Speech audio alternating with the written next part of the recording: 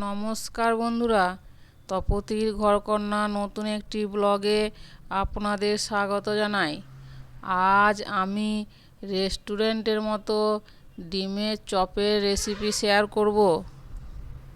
ডিমের চপ বানানোর জন্য সব উপকরণগুলো নিয়ে নিয়েছি, যেমন 8 পিস আলু সেদ্ধ, 4 পিস ডিম সেদ্ধ, হলুদ গুঁড়ো, ভাজা মশলা, লবণ, আদা বাটা, পেঁয়াজ বাটা, বেসন, ধনেপাতা কুচি। এবার গ্যাসে কড়াই বসিয়ে সাদা তেল দিয়ে তাতে পেঁয়াজ বাটা দিয়ে একটু নাড়াচাড়া করে একে একে সব মশলাগুলো দিয়ে ভেজে নিচ্ছি।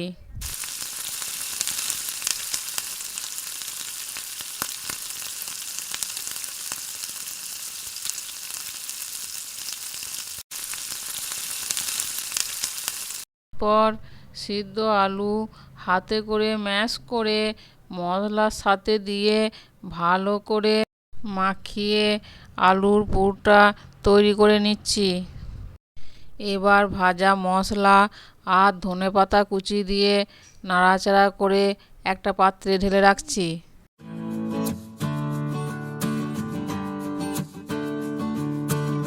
পুরটা ততক্ষণ ঠান্ডা হোক, বেসনের ব্যাটারটা তৈরি করে নিচ্ছি।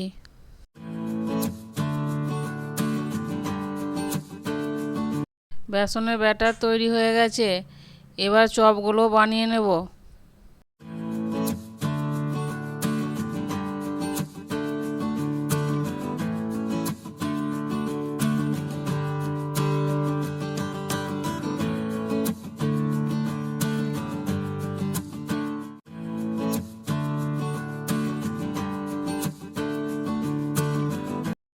আমার সব ডিমের চপ তৈরি করা হয়ে গেছে।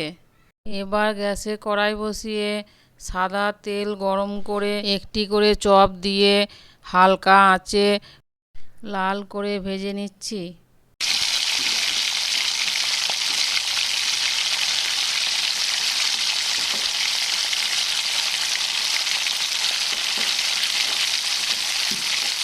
আমার সব চপ ভাজা হয়ে গেছে।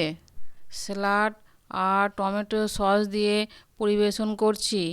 গরম গরম ডিমের চপ দেখতেও যেমন লোভনীয় হয়েছে, খেতেও খুব টেস্ট হয়েছে।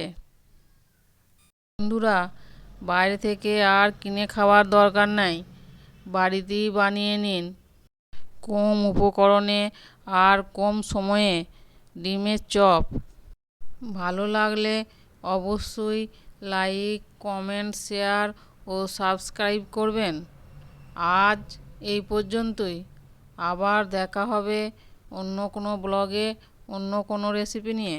ততক্ষণ সকলে সুস্থ থাকবেন, ভালো থাকবেন। ধন্যবাদ সকলকে ভিডিওটি শেষ পর্যন্ত দেখার জন্য।